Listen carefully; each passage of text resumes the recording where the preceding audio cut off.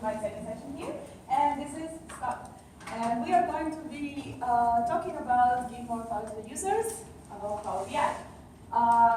My connection to Power BI is basically I love Power BI since it was a beta, and Scott's connection to Power BI is I don't know. But MVP is that the minimal viable product, by the way. That's what you're just Yes. right. Is that the agile? Is that word? Yeah. Okay.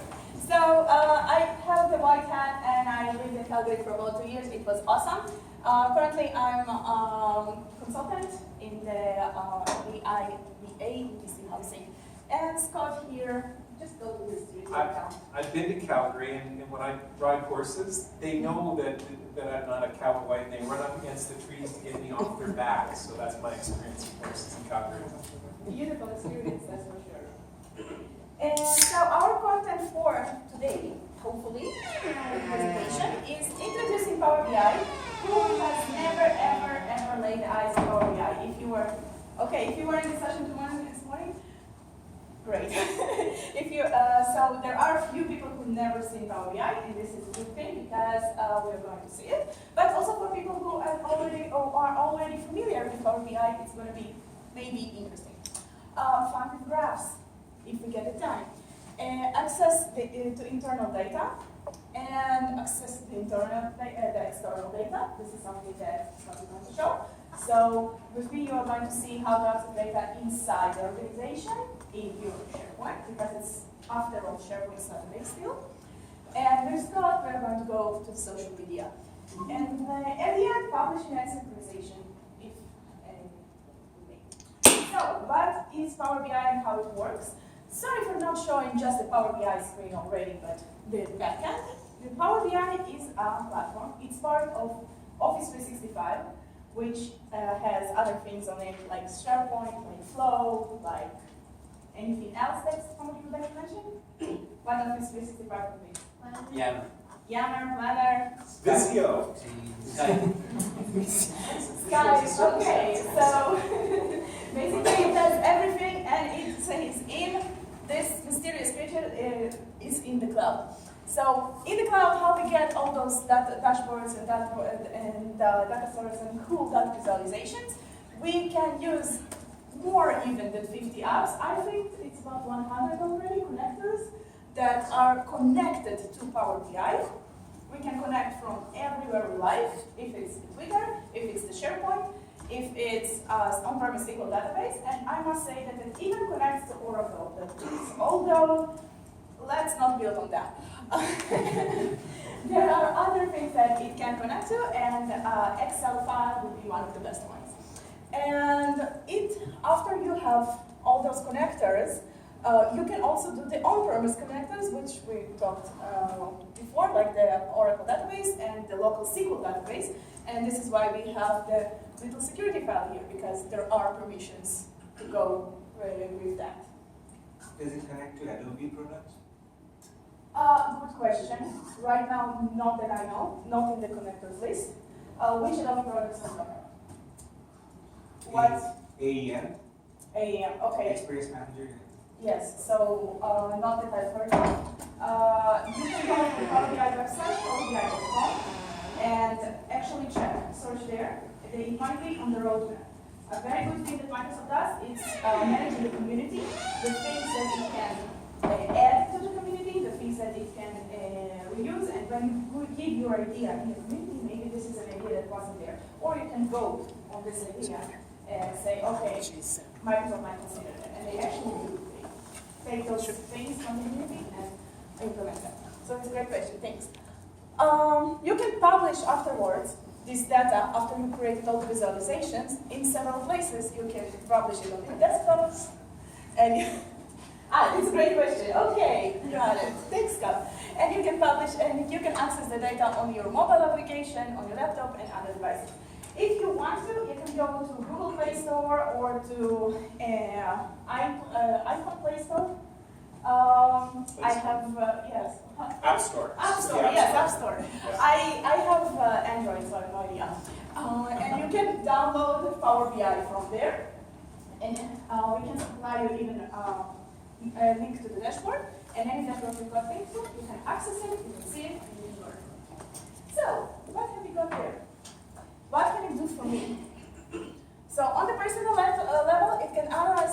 visuals, analyze your data visuals quickly, you can just take an Excel file, build a Power BI dashboard, and voila, you have all the details there. Something I did while I was looking for a job, and this is the talk that I gave in the Power BI user group, I basically put my resume in Power BI through Excel file in the backend. And then you can see all the places I've worked, all the industries I've worked, solutions I've built, and everything. It's like nice little graphs. So this is personal. Small business, this is again something we talked about earlier today. Small business can have its KPIs and can have its data visualized very quickly, and it doesn't need a very costly solution. I have to blow. It can do all those things very simply while connecting also with all the permission that Office 365 has got. And corporations give the users the ability to use self-service BI. I'm working currently in BC Housing, in BC, in Vancouver, and they have got lots of reports. Obviously, it's a government organization, and they struggle because the self-service BI is something that they need to get into. If the user was able to create his own reports with his own columns, with his own structures, it would be so much easier than for us as the reporting team to prepare those reports for him. So that's something for Power BI. So if you have an Excel file Yes. that was created by somebody else in the office and with lots of pivot tables and everything, can I just import it over here and then start breaking it and read it in a different way, however I want? First of all, the Excel file can be, if you want it synchronized, you need to upload it somewhere. For example, to the cloud, or your SharePoint site, or wherever. So this is the first thing, that's connection. So today, in 2010 and 2013, there's a publish capability to publish up to the Power BI service. And in 2016, you can publish an entire workbook up to the service. So Power BI and Excel are also interconnected, if I may say. So you can query and create all those all those. Come on, not the same person. well, he sends me questions. So you can create, you can query the Power BI data source. You can export it to Excel, and all those screenshots that you take from another things later on in Excel.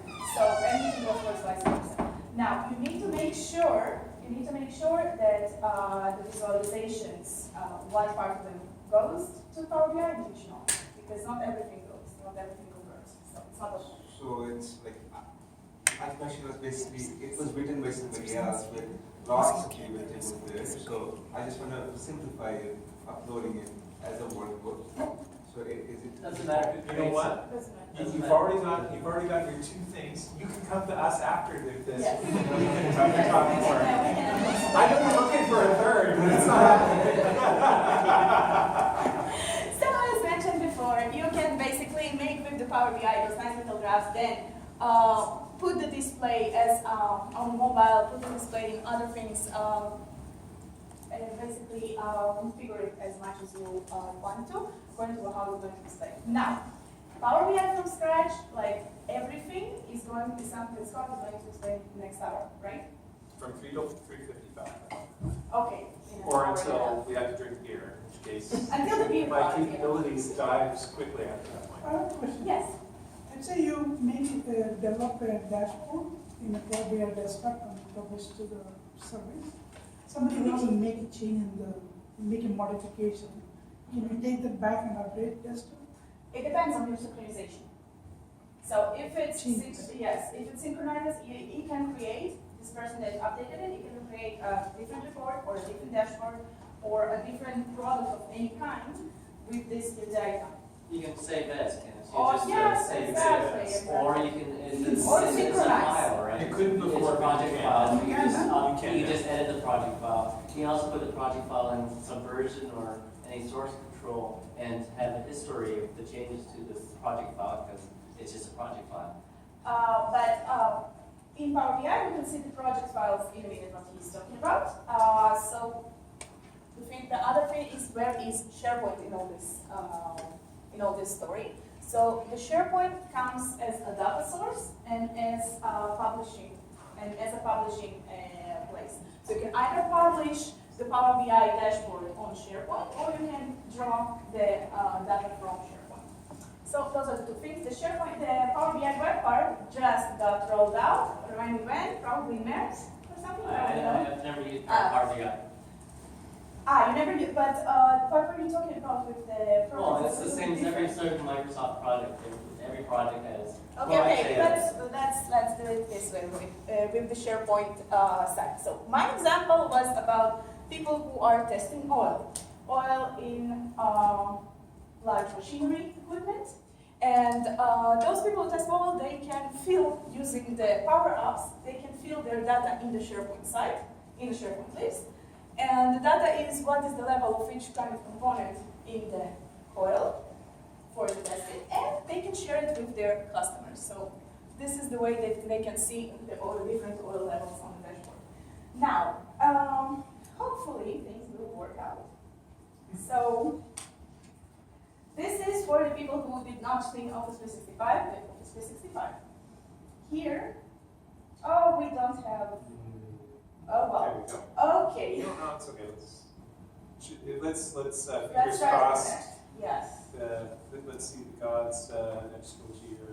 Yeah. So basically, Yeah, keep busy keep for a few minutes. I'm talking gonna about that. While we're talking about that, the other test system, what I was intending to say to show, if the Sage Wi-Fi will let me show it, is the auto test system. This is the company website. In the website itself, there is a place where they can share their data with one of their clients. The client's name is H-Drilling. So this client has many machineries, and all those mechanical parts of machineries, they need to have those auto checks. What we will basically see is a dashboard that contains, not from Power BI, just a SharePoint dashboard. It's very, very old school, let's say so. And a SharePoint dashboard with all the test results. And on the left side, just filters. You can filter those results by rig type, by classification, by equipment type. This is the first level of communicating with your customer. Now, the second level of communicating with the customer is, of course, yay! My demo is here. So, rig classification report, this specific report, those are the lab results. What I'm just talking about. If we push on one of those things, it's going to filter them. I'm using, who thinks he knows what I'm using on this? Yes. It's web connection. Yes, the simplest one. My idea about SharePoint is less code is better, because then when you migrate, when Microsoft invents something new, you have less things to do. So simple web connection, and it just filters the results, and that's it. That's all I've got here. So how come this little thing becomes later on this? So from this data, I'm going to this Power BI result, Power BI graph. I can filter it. I can see what exactly the data was collected on this specific component if I hover on it, and so on and so on. The way I'm doing it is it's not by taking the Excel file, but taking the lab results URL. This is the specific URL from the list, not the site, the list URL. I can go to the site itself and to the list URL. I'm going to Power BI desktop. It worked. Let's see if it works again. Get data.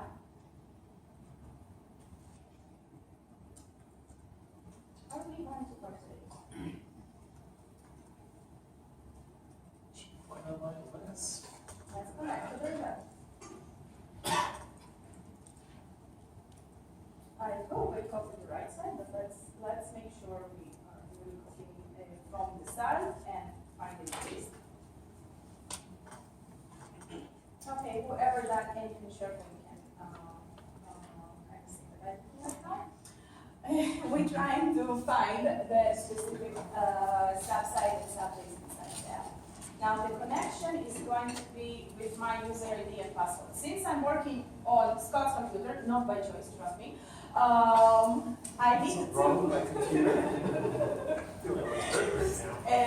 I need to access the data using my organizational automations and not Scott's. So it's going to, it asked me before that to log in, and this is why we had that session stored in before. So you have to log in there.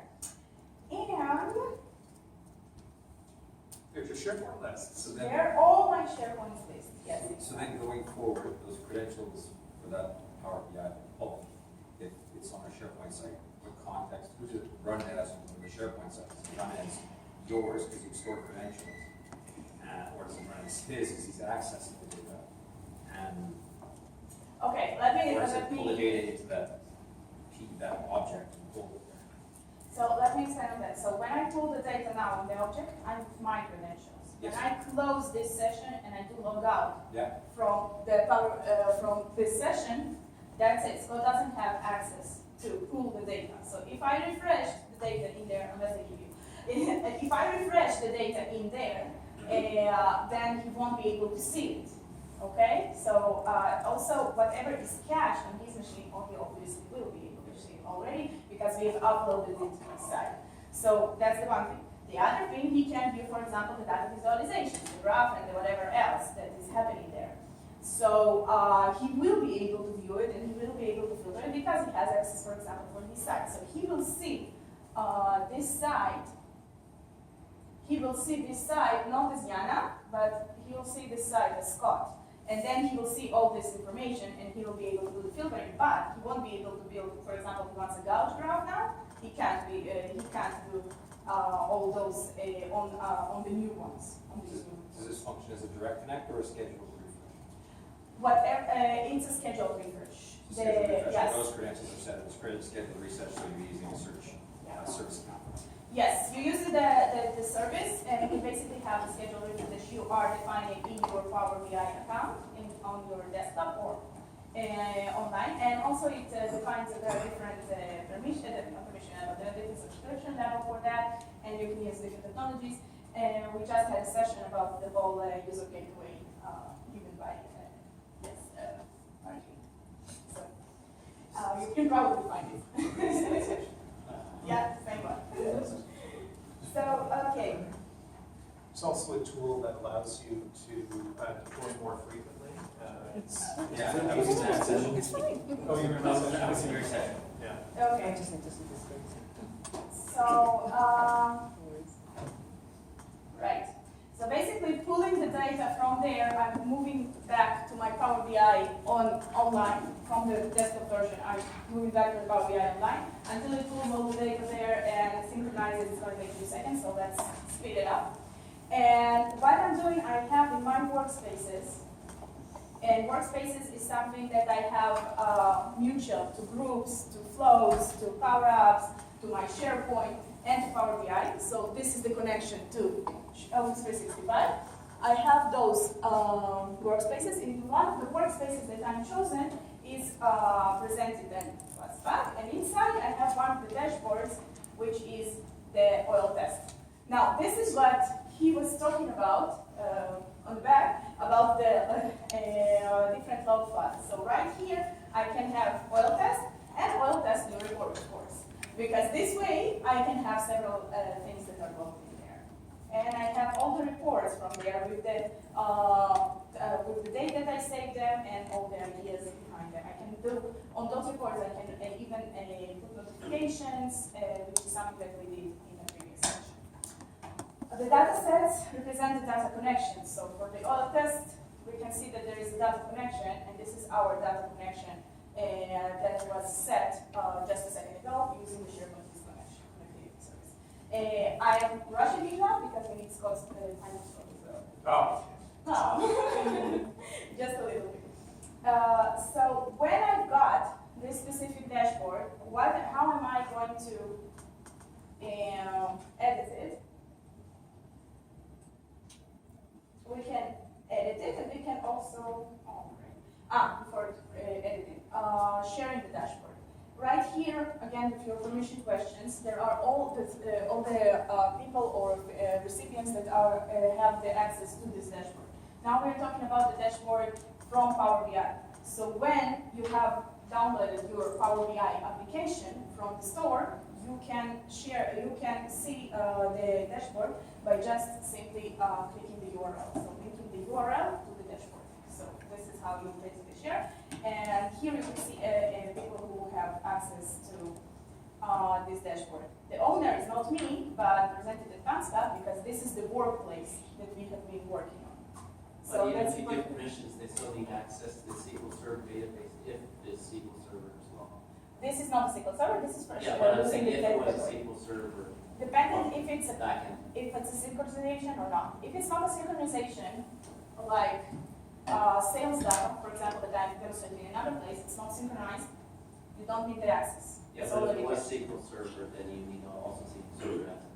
Okay. In addition. Let's talk after a session, but it's not exactly. Sorry, Yes. I just asked, like in the scenario you're doing, going to that SharePoint list, Yes. because it's your credentials, and you've shared this with someone else, anyone you've shared this with will see what the results come back Yes. from. Okay, so it's not, like, that person doesn't need access to the SharePoint list. It does. It's going to have part of this. It's going to be part of the group. So anybody viewing this Power BI Yes. dashboard, they wouldn't need access to the list in the background. Okay. Unless they want to go and Go and see it. actually, yeah. Okay. So a lot of the cases, the onus is on the developer to really think about security end to end, because hey, who are we going to share this with? Is it appropriate material to share? You really need to think about Right, this. it's not much different than pulling in Excel and giving somebody the Excel file. Yeah, yeah, it's easy to shoot yourself in the foot. Absolutely. Okay. So that's one of the things that those are basically the things that I want to say. Now, embedding this inside the page was also easy because the only thing I needed to do is edit the page and add the Power BI web part. So it's again something that I just will show. We have the Power BI. Okay, that's not edit. No, it's not. It's not. No. Okay.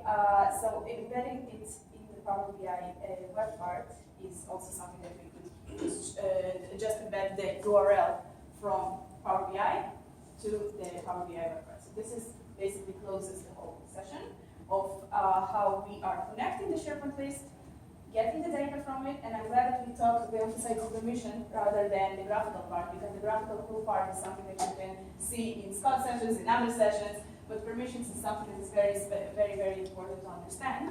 And later on, we take it and we just publish it in our SharePoint site.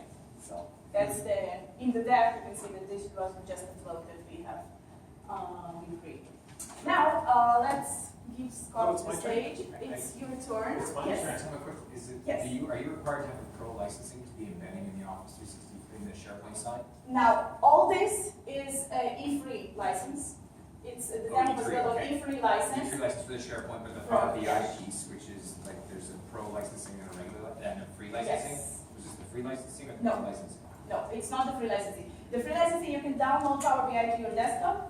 You can query, for example, local Excel file, local Yeah. SQL Server, or anything else that you want to do. It's the full Power BI license, the $99 license, and anybody reading it needs the $99 license, or they just. Well, actually, I mean, it gets a little fuzzy, but I mean, there's the Power BI free and the Power BI Pro, and in reality, it has to do with what connectors you're using. And I believe actually the Power BI Pro, if you have an Office 365 tenant, for instance, you can access files local to OneDrive for Business, SharePoint Online, and anything local to that tenant, I believe is under the free. If you want to use the on-premise data gateway, if you want to use Azure analysis services and those sort of features, I believe that's when you're looking at the Pro. I was thinking more We the can pull it advanced. up. We can pull it up afterwards. There's a really easy to understand matrix that defines the two of them. But you can get add-ons to E3. You can simply get E5, or you can simply go and get a Power BI license. So there's a few different ways of buying that BI Pro, Power BI Pro. What I was talking also about the synchronization is also part of it. So this is the level that you get for E3. Okay, so those are the connectors, built-in, SharePoint, and other things. But of course, there are more advanced stuff. Oh, I see what you're pointing at. Yes, more advanced stuff. Yes. You mentioned that you develop a lot of reports for your company, BC Housing. So Okay. let's say you have 100 users, or your company has 100 licenses for all the users? This BC Housing currently does not use Power BI. I was talking about the on-premise that they have got. They have got a different solution with different company. And their pain is basically they have got reports that are pre-made. okay? So they have not got the self-service, they have got, but it's not developed and so. And there are many companies that are in the same place, so. The thing is, I have a scenario like, we have a file license, but we have hundreds of users. We kind of stuck with the, we cannot give it to everybody. But Power BI, with Power BI, you just need a viewing here for most of the users. Most of the users are not going to build the report. Because of the filtering options, you can basically filter all the data in this report. But anything developed in the pro version, you cannot give it as a free to the users, correct? That's my understanding. Yeah. So, well, we can talk a little Yeah. deeper, Yeah. a little deeper with the pro license makers afterwards. Still, Microsoft uses money, I guess.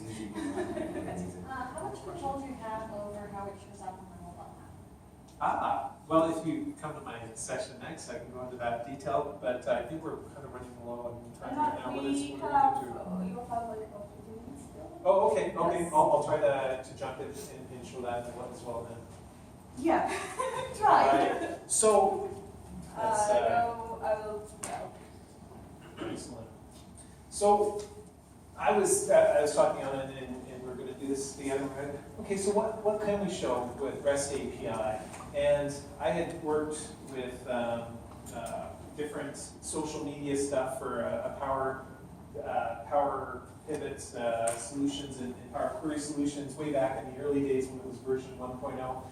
And I came across some things, because I am not a developer, but they've got some interesting tools for Facebook to access things through the API, so you don't actually have to construct them yourselves and go through the documents. You can use a tool to do that. So if you see developers and dev.twitter.ca, throw dev or developer in front of it, and guess what? You're probably going to be driven to the REST API access. So if you want to access data with Power BI, you need an API key. And so we'll show you how to get your API key. I'm going to use Foursquare because I think that's kind of interesting. I've been using Foursquare for a while because I like to tell everyone where I am on that, I guess.